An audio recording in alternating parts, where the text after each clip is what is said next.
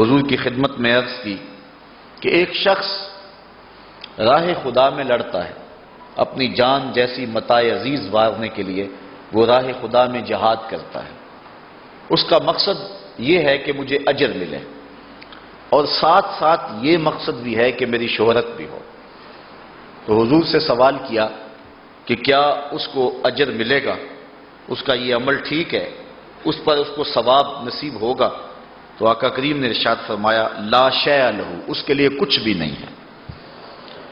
تو انہوں نے پھر دوبارہ عرض کی کہ حضور اگر کوئی شخص اللہ کی راہ میں شہادت پانے کے جذبے سے، اجر کی نیت سے جہاد کے محاذ پہ جاتا ہے، لڑتا ہے، جد و جہد کرتا ہے، لیکن ساتھ یہ بھی بات ہے کہ میری شہرت بھی ہو جائے، تو کیا اس کو کوئی اجر ملے گا؟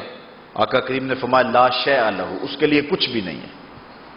اس نے پھر تیسری مرتبہ عرض کی کہ حضور اگر کوئی شہرت کے حصول کے لیے اور اجر کے پانے کے لیے لڑائی کرتا ہے، جہاد کرتا ہے، اپنی جان جیسی متاع عزیز وار دیتا ہے، تو کیا اس کو اجر ملے گا؟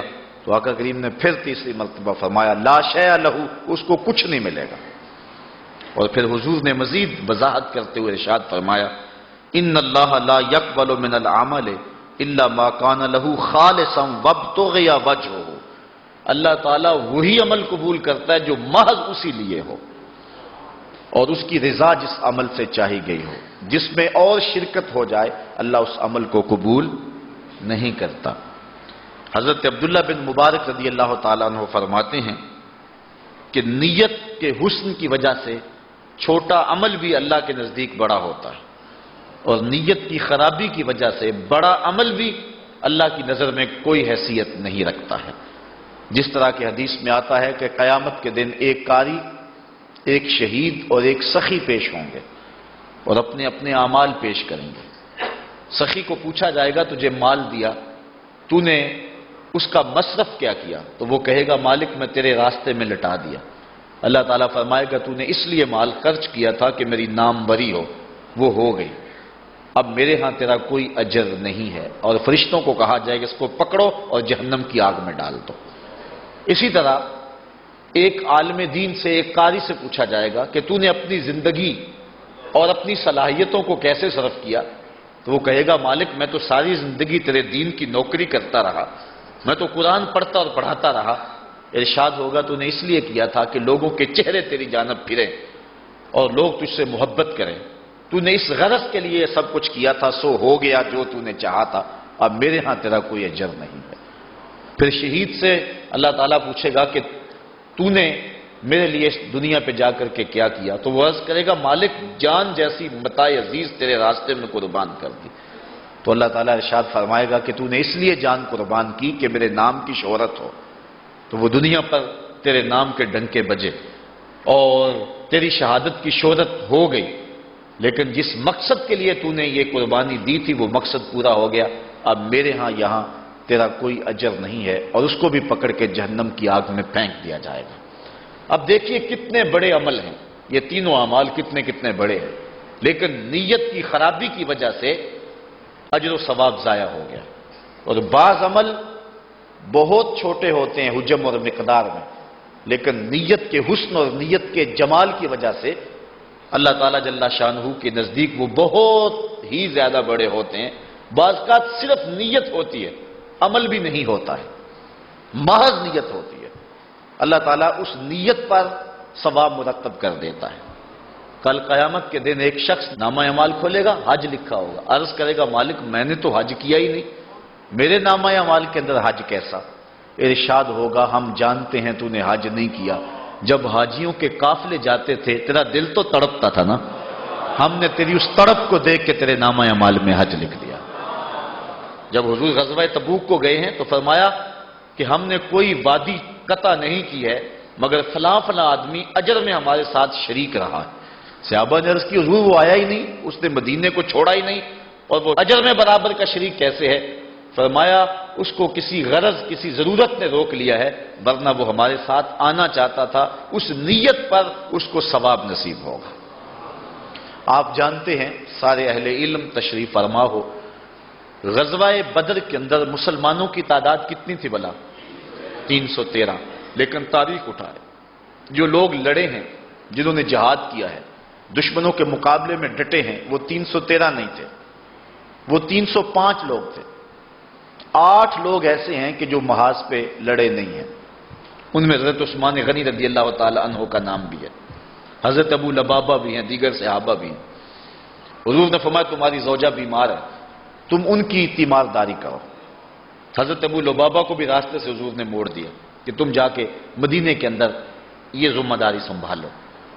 8 صحابہ ایسے ہیں کہ جو میدان میں لڑے نہیں ہیں، گئے نہیں یا راستے سے واپس آ گئے، لیکن بدر کے شرکاء کی تعداد 313 اتنی دیر تک پوری نہیں ہوتی جب تک ان 8 لوگوں کو شامل نہیں کر لیتا، بلکہ جب مال غنیمت بٹا تو ان 313 میں سے ان 8 کو بھی شامل کیا گیا، ان کو بھی حصہ دیا گیا۔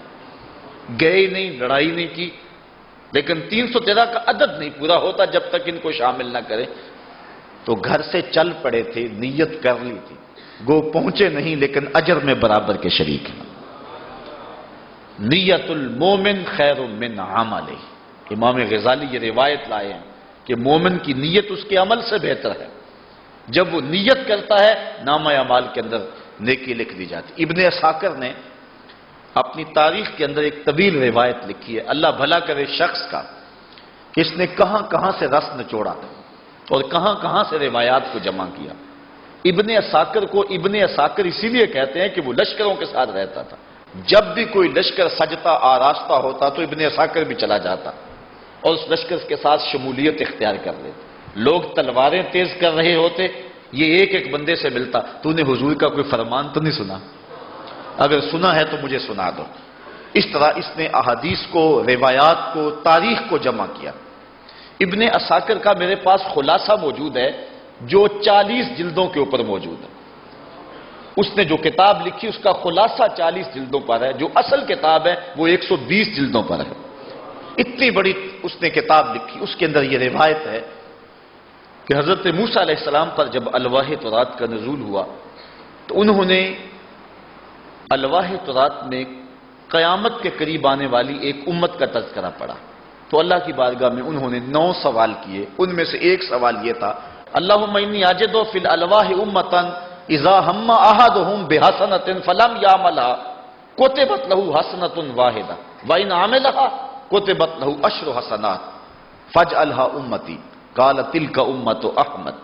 کہا مالک میں نے الواح تورات میں ایک امت کا تذکرہ پڑھا ہے، اگر وہ نیکی کی نیت کرے گی، ابھی نیکی کی نہیں، نامہ اعمال کے اندر نیکی لکھ دی جائے گی۔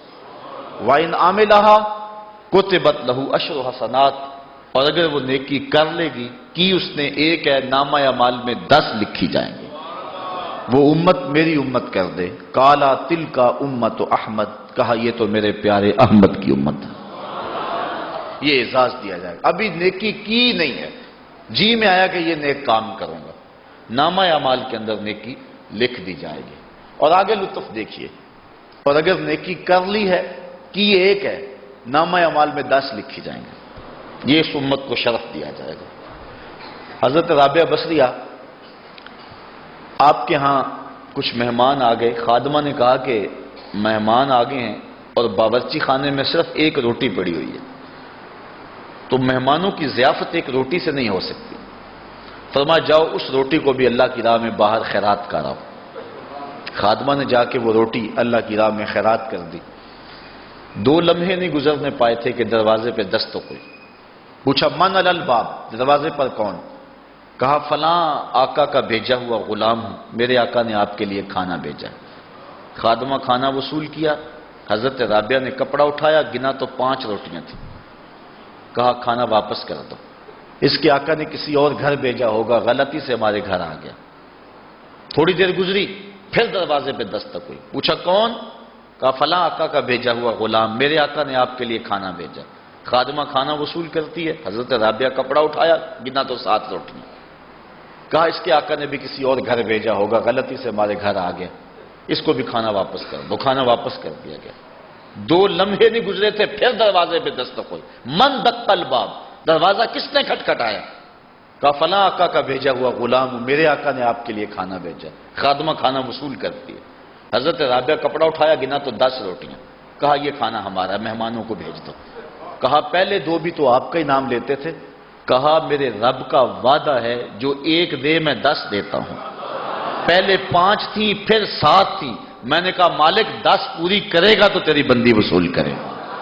کہا مالک وہ امت میری امت کر دے، کالا تل کا امت احمد، کہا یہ تو میرے پیارے احمد کی امت ہے۔ تو یہ امت مصطفیہ ایسی امت ہے کہ جس کو محض نیت پر ہی ثواب مرتب ہوتا ہے، نیت پر بھی ثواب ملتا ہے، عمل کر لیا تو پھر 10 گنا نصیب ہوتا ہے۔